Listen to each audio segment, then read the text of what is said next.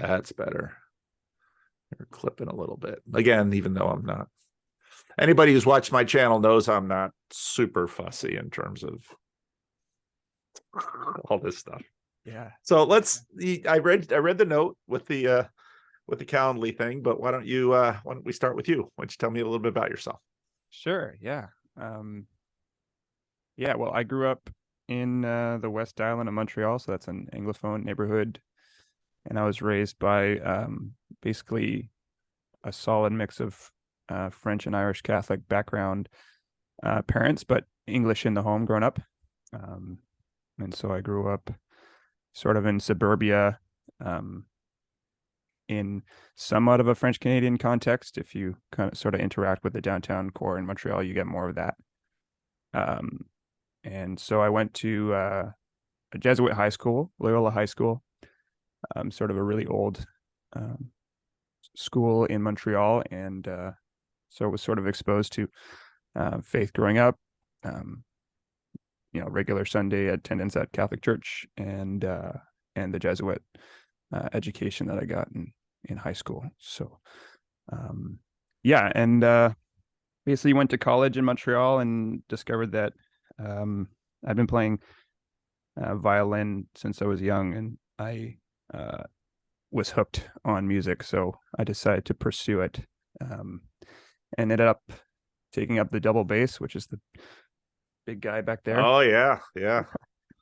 And so that's my area of study. So I came to Ottawa to study. Not the most portable instrument they've ever invented. Certainly not, but it is the coolest. It's very cool. Yeah. So so I came to Ottawa to study. We've actually got one of the foremost bass players in the world in Canada, a fellow by the name of Joel Corrington. So I was really lucky to kind of have the stars align and come to Ottawa University to study with him. So yeah, I just finished my master's doing that. I met my wife, who's a nurse, and we are now living in the Ottawa area. She's doing nursing, and I'm trying to build a music career post-COVID, which is something smart else. Man, marry a woman with a very practical, stable job prospect, as you wish to somehow keep body and soul together on music. So yeah, good for you. Yeah, that's how it worked out. Yeah, and so as I gave you a heads up that Megan, my wife, is a Berukema. She's Dutch. I've never run into many Dutch people growing up, but I'm deeply entrenched now. Berukema, yeah, there's Berukemas in those ma suffix, a good Frisian name. That's Berukema. Right. Well, yeah. So interestingly enough, Megan's dad is Jim Berukema, who, if I got it right, I think was probably a colleague of yours in Calvin. His name sounds Frisian, but according to his family, it's not. I might be totally wrong about that, and I will be corrected in the comment section, because there are people who know, and I'm not one of them. So the Smuz, that's right. It's the Smuz that are all Frisians. Yeah, well, no, but you're right. I think it is a Frisian sound, but I think it's a sort of a rare name, and his family, according to them, it's not Frisian. So where did you meet her?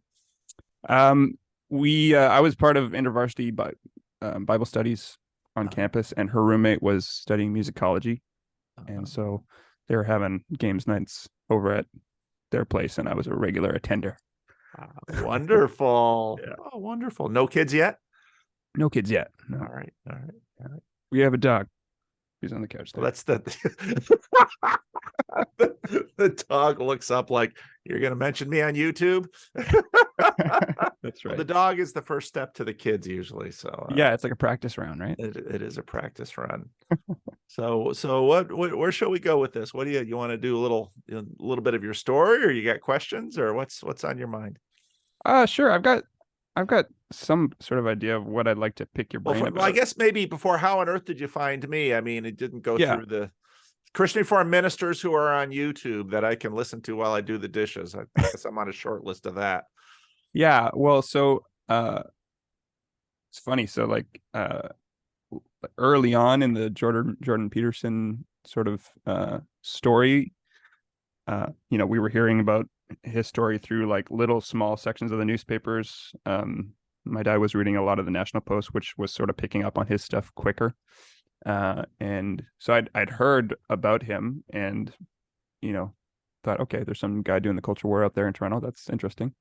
And then when I saw the Kathy Newman interview, it was, I think, like for so many people, just kind of like, whoa, this guy's a cool cat. This is something else. And plus, oh, he's doing Bible lectures. Okay. And yeah, and I so resonate with what you were feeling, I guess, around that time. Is like, is anybody talking about this? Like, I had a few friends who were sort of modularly interested, but didn't seem like I had too many that like were into YouTube as much as I was. So I was super pleased to find your channel, especially when you had the episode with him. I'd recently become a Protestant, like sometime in college. We sort of the Catholicness of my faith sort of took a back seat, and then I had all sorts of questions and ended up in a non-denominational Bible study, and that was really formative. I was really treated well and discipled well through that, and then of course, so through meeting Megan and finding out about her tradition, it was cool to see a CRC pastor talking about this. How fun is this? So I checked in on your talk with Jordan. I thought it was super sweet, and then I kind of sort of stayed subscribed, and every once in a while something would come up and I'd check you out.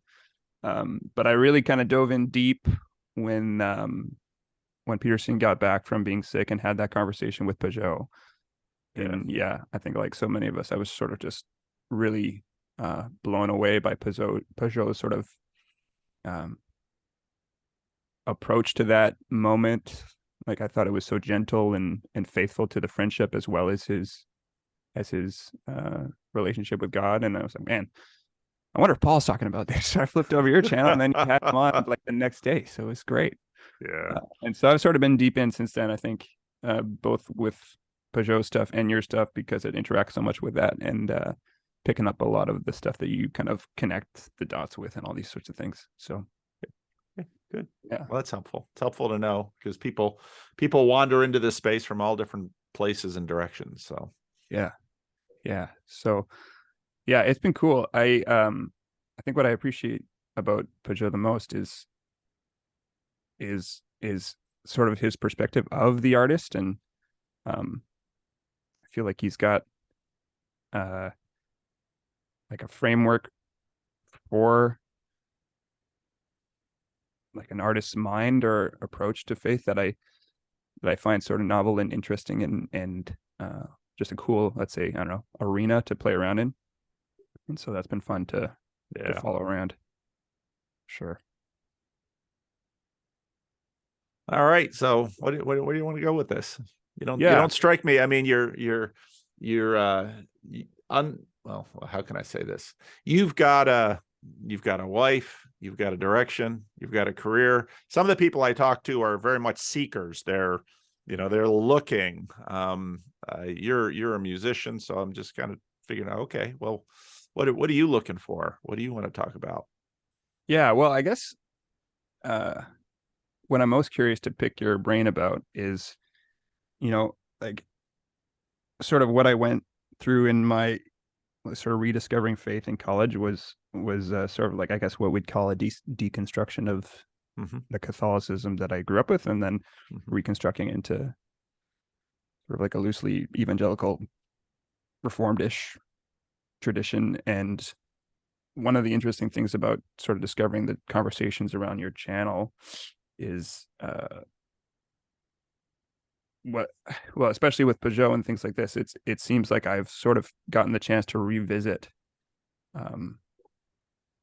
the kind of faith tradition, like this traditional high church tradition that I was raised with, and sort of re-encountering it in a way that isn't caricatured by sort of being like a Protestant who just says, Catholics are not, Catholics are not Christians. Yeah, or at the very worst, or at the very least, like I don't know, heretics or something. I don't know.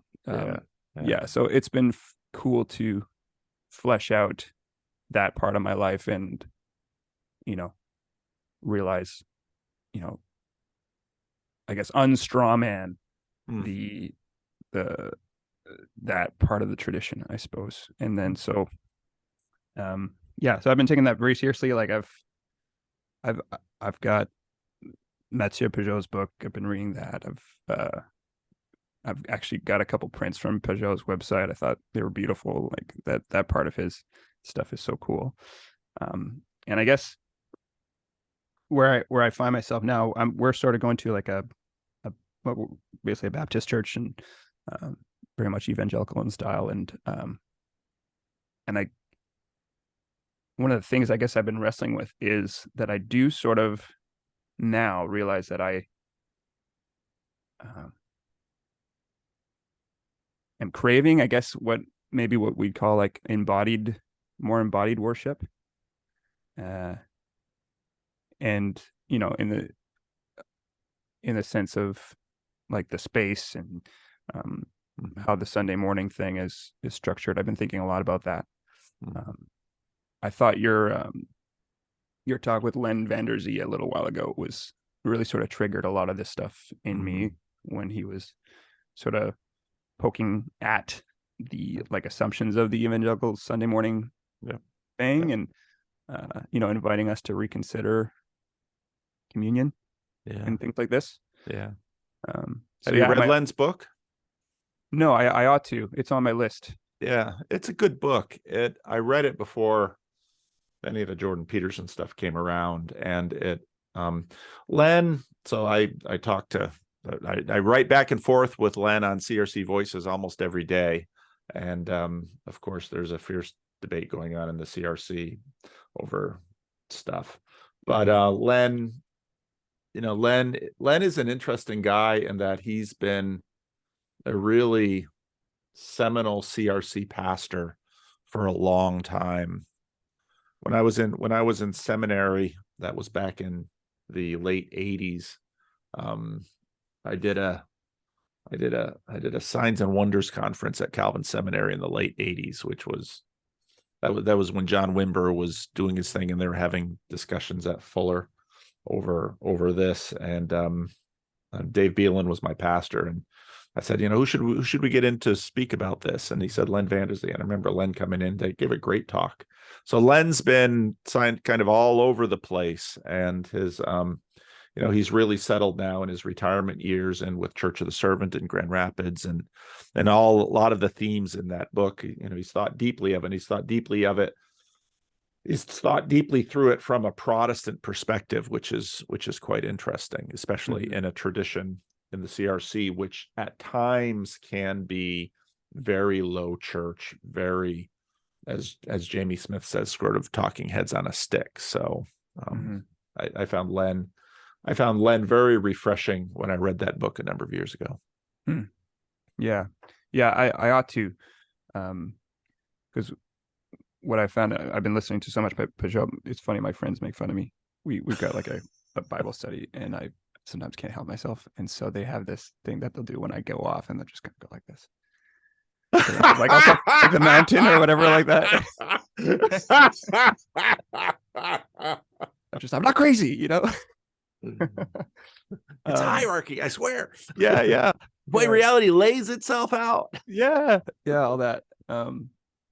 So I've appreciated too. Recently, you've had clips from Gavin Ortland up. I've been checking him out lately, and that's been cool because he really takes the tradition seriously. Yeah.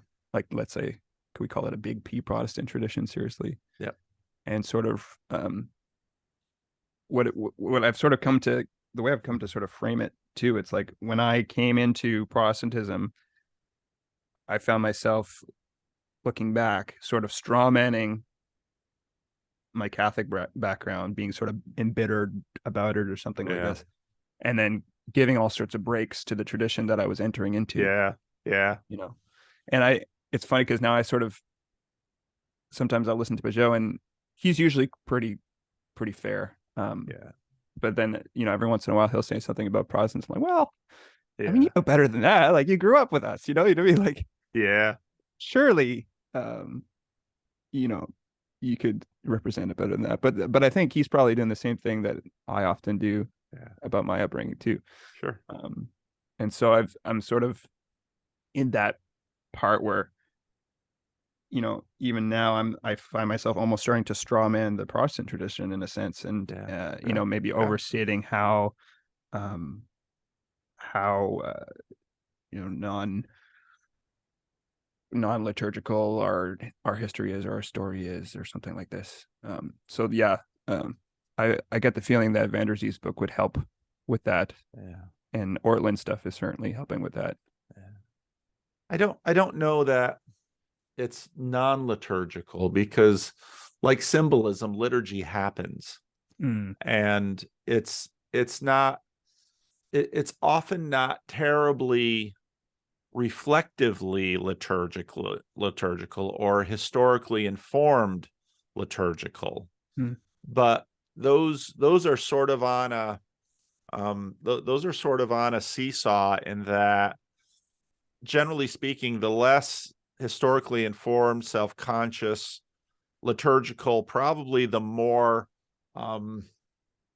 idiosyncratic, even shamanistic liturgical you might become, unless you're, you know, like in the Christian Reformed Church, like it could be sometimes, just a really tightly bound smaller circle. I mean, this is what we do. Although Len has done as much work on CRC liturgy at a certain level and a certain community within the CRC as anyone else in the denomination has.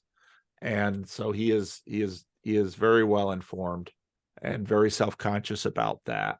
And Church of the Servant in Grand Rapids has been a church that's sort of been the focus of that. Yet, you know, even and Len, I think Len would probably agree with me, the framework of Christian Reformed liturgy was actually very Spartan, but also very solid. You very much had this dialogic call and response liturgy, even if people didn't recognize it. And of course, in the 80s, the Christian Reformed Church, with I think it was already starting to feel its decline, began to become more less confident about its liturgical tradition, and sort of adopted a broader evangelical, which was tended to be 3 fast, 3 slow, 1 to get ready and 1 to go, you know, and everything just sort of focuses on music. Yeah.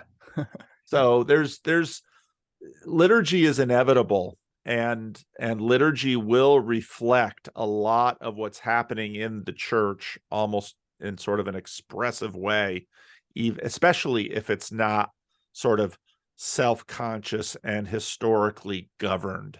So you mean expression locally? Yeah. It'll reflect a lot of the probably pre-conscious commitments and habits and patterns of the local group and the tradition that they're at least somewhat connected with. You know, when I was watching the news, the local news last night with my wife, and there was a shooting in Half Moon Bay in California, and they had just guy on the street, this local news, typical guy on the street, Half Moon Bay residents, and he gets up and he says all of the things that you expect in that frame to have said. I mean, and I told my wife, I said, that's a script. That's a liturgy. He never sat down and self-consciously learned it, but that got mapped onto him through how many of these mass shootings and what people say on TV. I mean, you can almost, if you would tell me, okay, there's been a shooting, the local news network is going to stick a camera in front of some rando's face, what's he going to say? Okay, Half Moon Bay, if you know a little bit about that community. I mean, you can almost guess with a fair amount of accuracy what someone's going to say when you stick a camera in front of them. Now, church liturgy isn't that different from that. Someone sits down and it's like, okay, we're in church. Well, and then you have all of this mapping that's gone on into them. And then you put them in charge, and that's what's going to come out. And now in your story, you've got all of this, you know, Quebecois Catholicism, some deconstruction, musician. I mean, there's formation has been happening all along. And so you're late 20s, early 30s, just guessing from your appearance? Yeah, 29. Yeah. Okay. So you're at exactly the right age. You look at people in their 20s. Sorry, no disrespect to all the 20 somethings out there, but generally speaking, you're still sort of sleepwalking through your 20s. The differentiation that starts when you differentiate from your parents in those teenage years, by the time you get to the end of the 20s, you start differentiating from deeper things in your past. And so it makes perfect sense that, you know, Peugeot would be someone that you know, you begin to resonate with. And now, okay, well, yeah, I sort of straw manned those churches I grew up in. And well, now I'm beginning to see that, well, the church, the church that I'm in now also has a history and pros and cons and pluses and minuses. And so, but now your life is quite a bit more complex because, well, you're married and you're married to a woman with her own theological tradition. And if you want to worship together, well, there's going to be negotiation, and you're already embedded in this church. So you have relationships. And I mean, this is sort of the normal pattern and process. And so, you know, and the fact that you're a musician and an artist, you're doing the work because now you're informed in this whole other area, and you've got some sense of what music is and why it's important and how it functions in you. And so, you know, what you're sort of working through right now is exactly what you should be working through and what I would expect you to be working through. And, you know, in another probably 20, 30 years, if not sooner, you'll be in a position to make a contribution to the world from all of this stuff that you're doing now. So it's, yeah, it's a good thing. Yeah, well, I'm encouraged by that. Yeah, I've really appreciated one of the things you say often, I guess, or something to this nature, where you know, people are bugging you about whether you'd convert to Orthodox or something like this. And I think one time you answered, "Well, these are my people. You know, I wouldn't leave my people." Like, and I thought that's really stuck with me. Because as much as there's sort of can be seasons, I guess, of turmoil in my own understanding of things, the commitment to the body, the local body, is really a helpful thing to hold at the top of the hierarchy, let's say. And you know, so long as this church lets me kind of refuse to be rebaptized or whatever, you know, whatever. Then there's space for me. Again, you were already baptized. Yeah. Yeah. That's one of the bones I have to pick with the Orthodox. The Orthodox out there rebaptizing people. It's like, come on, people. You know, kind of, if we CRC back in the height of our anti-Catholic days could accept Roman Catholic baptism. Yeah. Orthodox people, you're a little too getting a little too full of yourself with some of this.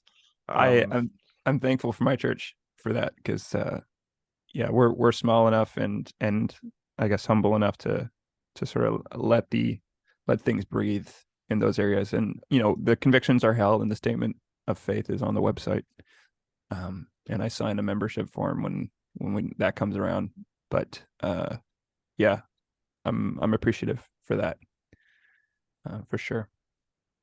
Yeah, one of the interesting things that's come up lately is that we're sort of looking to pull up a couple folks into the elder team at church, and I've sort of come up as a candidate, and so that's sort of stirred up all sorts of this stuff. Now you're not just going to be playing in their waters. Now you're going to be responsible for the temperature of the pool. That's good. Yeah. So yeah, that's an interesting. On my email back, I was like, you know that I feel this way, right? Like, do you really want me there? Feeling that way? And yeah, I guess time will tell, and we'll kind of talk through that stuff as it comes. But it's been it's been cool.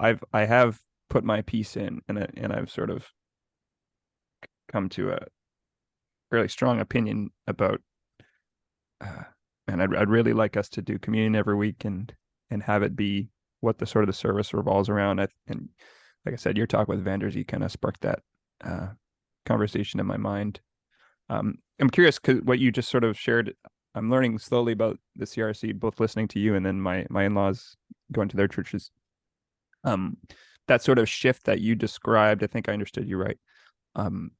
Where I guess it was sort of a shift towards more, you said evangelical Sunday morning kind of practice.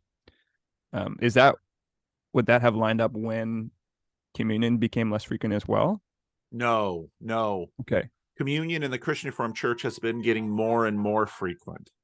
Is that right? If you go back to the early 20th century, communion was once a quarter. Mm-hmm. And I've sort of pieced some of this together myself. Why was communion so infrequent in the Christian Reformed Church? And if you asked people that, they basically give you answers like absence makes the heart grow fonder, but that was not very good. That wasn't why. I think the reason had to do with, this gets really murky. So in the Protestant Reformation, the sacrament of communion gets jettisoned by Luther into the priesthood of all believers, and part of the priesthood of all believers is the sort of the application of the admonition, confess your sins one to another. And so in medieval Catholicism, and still today in Catholicism, you know this better than I do, confession is tied to partaking of the Mass. I mean, if you're really doing it right, you do confession before you take the Mass. The form in medieval Europe had tended to be most people, just ordinary folks, would take Mass once a year. And part of that reason was you had to get your confession in before you took Mass. The Christian Reformed Church has had a strong tradition of house visitation. And now I grew up on the fringe of the CRC because my father's church was, you know, it was a chapel turned into a church. And so already in the, you know, late 20th century, stuff was sort of moving around in the CRC once it got beyond sort of the Dutch practices. But how huisbezoek or house visitation was something that people sort of dreaded. And I remember when I became an elder at Madison Square in Grand Rapids, you know, they gave us some instruction on doing house visitation, and it was much more evangelical than the traditional CRC way, because the traditional CRC way was the elders come to the house and they basically grill you about your failings in your Christian life. It's like, well, what's this about? And then the more I thought about it, the more I realized that house visitation became a substitute for the confessional. And the elders came basically to hear the confession of sin by CRC members before communion. And what that meant was these elders had to get around to all the houses, generally speaking, in a cycle that was related to the communion cycle. So that's why communion was so infrequent. As that practice of home visitation broke down, communion got more and more frequent, to the point where churches like Church of the Servant, Granite Springs, which is one of our sister churches here in the Sacramento area, Christ Church Davis, I think all of our church plants in the Sacramento area have weekly communion now, which was very interesting. Now, these churches generally also, I mean, especially Christ Church Davis, my friend Eric Dirksen, he also strengthened the confession of sin portion of the liturgy, which was always a part of the Christian Reformed liturgy. And about 3 years ago, I sort of did the same thing here at Living Stones. And I think this is all part of the Christian Reformed tradition trying to figure out how to, you know, in a sense, it's very deep, subconscious, get right in terms of liturgy and Eucharist, and, you know, try and set some of these things right. And it's taken centuries, but those I think are the issues that they're playing with.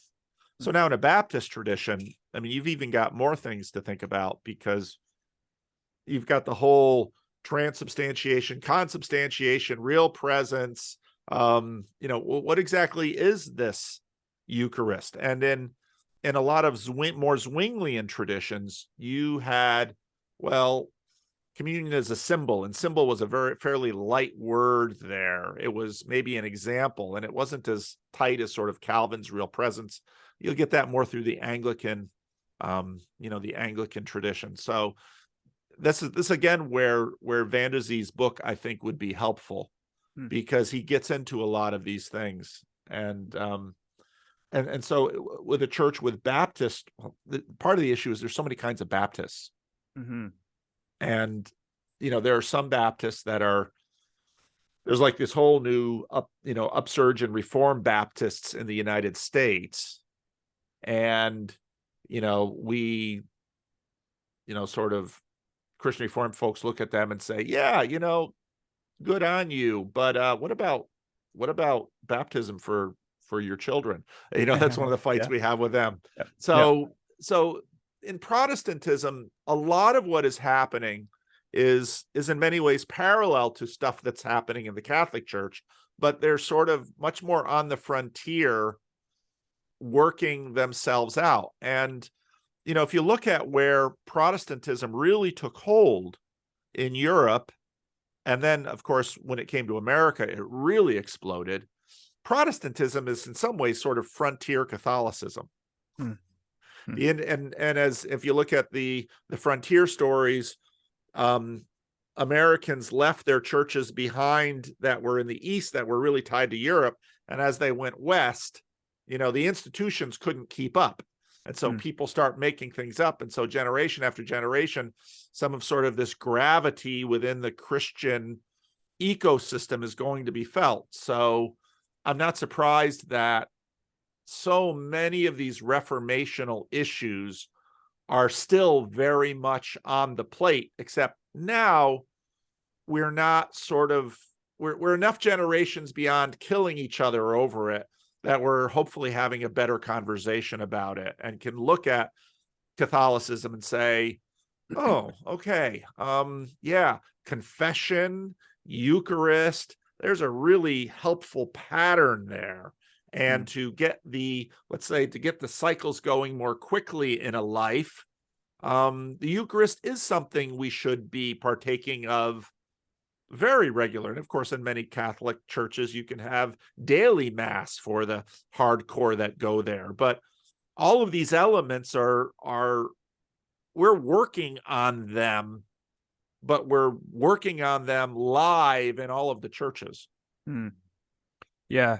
Our denomination is sort of, well, we're basically Southern Baptist, but with enough of a border separation that the turmoil that they're sort of in the middle of hasn't really gotten to us. But that's our background. Well, and it's helpful to know that Southern Baptists are actually pre-American Civil War Northern Baptists. The North won the war, which meant that the church in the South was reseeded by middle 19th century Northern Baptists. The Northern church continued to change. Later, you had, more tensions between Northern and Southern. And then, but the Southern Baptist has been very, very missiological. And so they've planted churches all over the world. One of the most effective church planting denominations that we've had, if you can call the Southern Baptist a denomination, Yeah. And it's certainly a functional title. Yes. Yeah. But now again, so in Canada, I mean, Montreal, I mean, this conversation I did with one woman about the Quebec Catholic story fascinates me. I went to go get her name because I was like, man, that was so cool for me. Yes. Gabrielle was her name, I think. Yes. It was so cool especially because if I remember right, she was coming into Catholic faith from like a post-Quiet Revolution background. Right. And she was a French separatist, which, me growing up in Montreal where there's even the French separatists aren't around much, and I was Anglo. it's like they were the bad guys. You know what I mean? Like in politically speaking. So man, that was cool to listen to that and hear somebody from the other side in such an intimate context. That was really neat. No, and to me, that I got to read that book. I buy too many books that I don't read, and so I usually just get the samples now. And if I finish the sample and really want to go further, then I'll pay the money. But there's so many interesting dynamics in there because, of course, the French lost the war, which made, and basically in the settlement between England and France, France chose a small Caribbean island over Quebec, launching the French Canadians into, decades and decades and decades of exile. And so it's no wonder that the community clenched down so hard on their Catholic identity. And it's also no wonder that a community that clenches that hard on something will in some ways misshape it. And in that misshaping and corruption, then you have other deformations, which then lead to that's when you tend to get these big wild swings. They're more Catholic than everyone else, and now they're more secular than anyone else. And they just keep swinging wildly. That isn't unusual for a community that is sort of a, I hate to sound terribly wokish, sort of an oppressed minority community. Because that's sort of how the Catholics have been in Canada. Yeah. We're actually just outside of Ottawa in a town called Rockland. And it's interesting because I've gotten so many of the flavors of the French Canadian experience, because here this is in Ontario, but it's a French town. And then of course right across the river is the Québécois. And I worked just for a couple months in a lumberyard around the corner from our house here, and it was fun to, like, if we got into fights with people on job sites, like the guys would go, Élité in Québécois en plus. It was like he was even a Quebecer. He was such an asshole. So there's all these dynamics there too. Yep. And if you had darker skin color, it would go a little easier on you. But but that's the reality. I was with again, because in a sense, Americanization has also sort of racialized oppressed dynamics in sort of the global American imaginary, that to imagine you have all of these white European immigrants to Canada as sort of an oppressed class. But then, those oppression things go back and forth. So, okay, you had Trudeau's father, and, my grandmother, so my grandfather took a church to Owen Sound, Ontario. And the stories that I heard from my aunt about how much she hated going there because of the treatment she received. Now, she was French Canadian, of course. She was just a Dutch immigrant, but she was just so, because she was an American and because she wasn't sort of Scotch Irish, that it sounded like a bunch of those people were. I mean, they just treated her like dirt, and she carried that resentment. She and my grandmother carried that resentment with them their whole life. When my sister started dating a Canadian, eventually married one, my grandmother was like, to not marry a Canadian, because they had such bitter experience in Owen Sound. Now, my grandfather was impervious to resentment, so it didn't bother him. But no, and these histories of rivalry and suffering are real, and they get built into all kinds of things at a low level. Yeah, like even in Ottawa proper, and even around here, all the poor neighborhoods have French street names. Like it's uncanny. And I actually have had a conversation with some sort of French folk musicians who were sort of digging into this history and sort of trying to bring light to it. And yeah, it was eye-opening how that it's formed the geography in this town big time. Yeah. And so that's another layer in this whole story. Yeah. Yeah. So you're going to a church with an American heritage. I mean, you didn't sort of fully deconstruct out into, atheist secular land. Yeah. And even Jonathan Peugeot's story, of course, his parents became evangelical. Yeah. Jonathan, in some ways, swings back, keeps going past Catholicism back to Orthodoxy. Yeah. You can see some of these things in Rod Dreher's story too, Yeah. because he's French, because the French in Montreal, there's another little group of war losers in the French and Indian War, at least that's called in the American side. And, Hmm. Hmm. it's Yeah. amazing. It's amazing how real history is. Mm-hmm. Mm-hmm. I'm curious, to go back a couple steps, where do you see,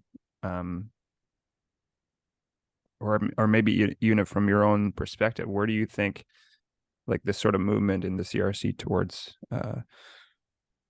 things like moral communion and maybe a more I don't know, historical liturgical practice, if we could call it that, or something like this, where do you see this going, or where would you like to see it go? I would I would love it. We don't have weekly communion at Living Stones. We have monthly communion. Yeah, we do. That's the same at our place. I'd be totally happy with weekly communion here. I'm not going to push it because most of my people are elderly, and they're in their last years, and I'm not gonna pull them through this fight. That's just uncharitable. The other churches in, like I said, in the Sacramento area, which are all church plants, they're all doing weekly communion, and I think that's a good thing. In the CRC, the fight over the culture war fights that we're having over same-sex marriage or women in office, those are going to tend to harden both sides. That's usually what conflict does. But the irony is that conflict not only hardens, but it also deforms. And so the confessionalists, the conservative Dutch confessionalists today aren't really a lot like the conservative Dutch confessionalists in my great-grandfather's generation at the beginning of the 20th century. We have way more money. We take way more liberties. It's you don't really go back in time as you're trying to recapture theological and liturgical eras. So I don't know. I think in some ways the CRC is returning to more of what it was before the Second World War, and that will continue. We'll see. Is that connected to the Netherlands as well? Like, do you think it's consistent with what it was there, or immigrant communities sort of freeze the culture that they leave? The Netherlands has continued to evolve. Sure. And even those who emigrated after the Second World War look back to the Netherlands and say, it's not like it was. It's not like it was. Yeah. And so immigrant communities do that. So I don't know what will become of the CRC. I think there'll be more fragmentation. It's going to be hard. It's going to be hard for the CRC to sort of coalesce a mass like it did right after the Second World War, and sort of harvest both the separatist energies into something that was dramatically engaging.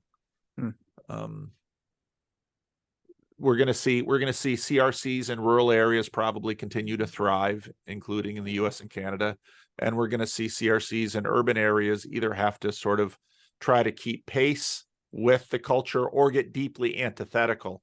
But the antithesis in the city will be different from the antithesis in the ag areas. And so that's why it's just so tremendously complex, especially when just naturally we sort of think in dualities because of the way consciousness is framed.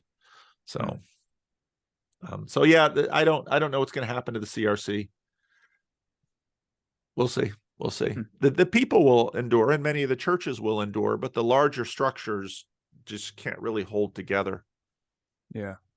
but that makes the local churches weaker because it means they now have to sort of like imbibe in larger trends and patterns. Huh.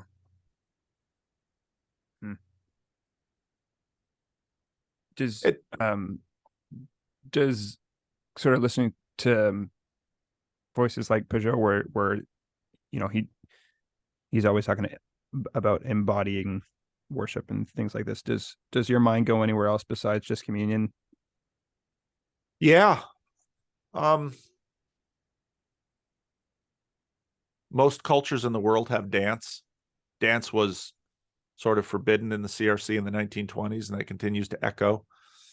And if I think long-term liturgical communities are going to have more embodiment. I think that's part of the reason that Catholicism and Orthodoxy is at least in some ways gaining strength, because Catholic, especially Orthodoxy, if you don't change enough, certain patterns will come back around. If you're always sort of chasing the culture 10 or 15 years behind, it's almost the worst thing you can do. But some of the truth beneath Orthodoxy, and why is everybody getting so excited about now the Latin Mass? There's a lot going on there, and things that groups sort of rigidly clung to, and you see this in the CRC as well.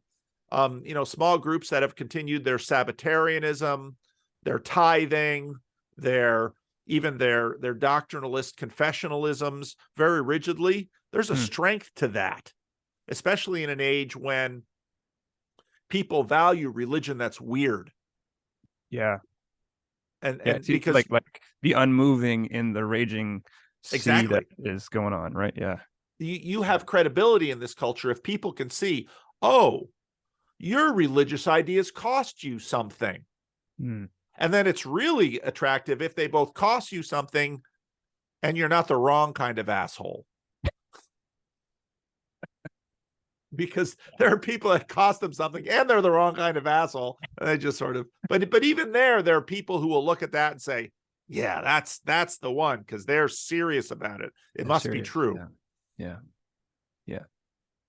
And at least the appearance of old, like far-reaching, like the Latin thing, it just anchors us, boom, right to the entire history of the West. It's really stabilizing. Yeah. There was a comedian on Joe Rogan who, I caught this little soundbite where he was basically saying, all the really cool kids in school are becoming like Catholic. Because everyone else is just sort of, they're coloring their hair, they're transitioning here, they're, it's just all chaos, and people are looking for something old and deep that will not change, because so much of their life is chaos. It's part of the reason why after the, sort of the flourishing of the counterculture movement in the late 60s, so many children of hippies became really conservative people.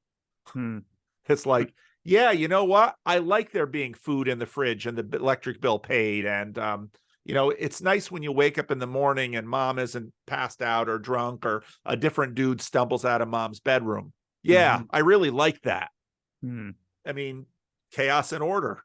Yeah, there it is, eh? Yeah, that's cool. So, it sounds like you'll be, become an elder in your church. You'll be helping your church navigate these waters. But just like you said earlier, there's a reality to your local church that is that you really do have to prioritize, because that is real in a way that your dog is real. You can think about dogs and breeds, and, if you're dog shopping, oh, what's the best breed? Yada, yada, yada. But you know what? That little critter sleeping on the sofa behind you, that's a real dog and real relationship to you and your wife. And if that dog gets sick, you care about it. And when the dog has an accident on the floor, it annoys you. And there's a reality to that, and your local church is like that in some ways. And the the bonds that you build with the other people there. And then when you become an elder, now suddenly you're not just sort of talking through stuff with your buddies at the Bible study. Now you're charting the course for your local church. And actually the formation that you received from your Catholic upbringing, the deconstruction you did, the way that you thought through things, all of this will be resources for not only you, but your community.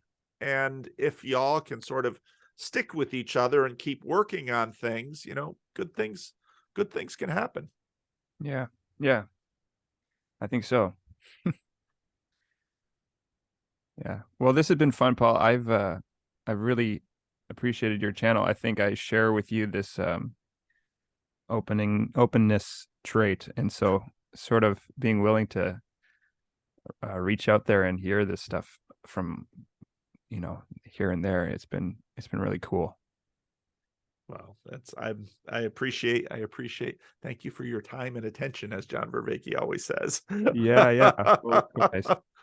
And I'm glad, I hope I have been at least some way helpful in, because, what you and your wife are building is a very real thing. You're building a life together. You may someday build a family together, and that family will be connected to, your French Canadian Catholic and her, Dutch Reformed immigrant who were Catholic way back then. And I mean, you're continuing the big story at a very high level of resolution. And if you can see all that you're participating in, that's a really cool thing. Yeah, for sure. Well, Pat, I recorded this. I can send it to you, and you can decide if you're okay with me sharing it. If you're okay with me sharing it, you can tell me right now. It's up to you. Absolutely. Yeah. This would be cool to send around to folks. I think Peugeot will probably watch it. He watches some stuff on right? my channel. I think the French Canadian thing will probably grab his interest. He listens and watches when he's carving and some of that stuff. Although I just talked to him yesterday, and he's been, hierarchies bind and blind. So the poor guy's been traveling, and I think probably part of him just wants to get home, get back in his workshop. If you climb the musical ladder, you'll probably get there too. It's like, why? Remember back in the day when I had time to practice and just work on stuff. And yeah, I think so. I think so. I imagine. Yeah. Cool. Well, it was a joy talking to you, Pat. Yeah, likewise, Paul. And God bless you, your wife, your church, your musical career. I pray that God really blesses you. Thank you. And likewise to your church. It's cool to hear about how things are going down in California. Yeah. It's encouraging to hear from you guys and what's going on down there. All right. I thought your story about your homeless friend, I think it was yesterday or this week, was so great, so lovely. Well, thank you. Yeah. Well, we all try to serve our God in relationship to all these different kinds of folks. All right. Cool. Take care. All right. Have a good one. Yeah. Bye-bye.